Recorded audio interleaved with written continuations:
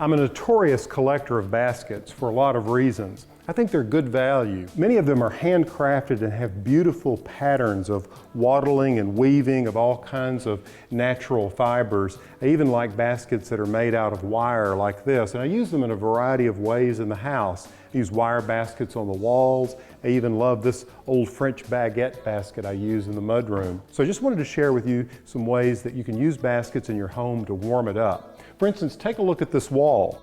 What I've learned is that if you hang them on a nail that doesn't have a head on it.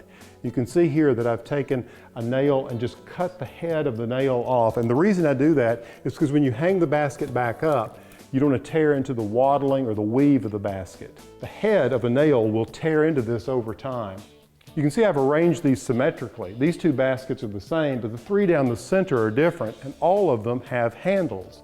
Leather handles, woven handles here and here and here. With a display like this, it can be both beautiful and a handy way to store baskets because I really believe in using them. So if you find yourself staring at a blank wall in your home, wondering what you can do that's affordable, useful, and stylish, think about organizing some baskets. You'll be glad you did. From the Garden Home, I'm Alan Smith.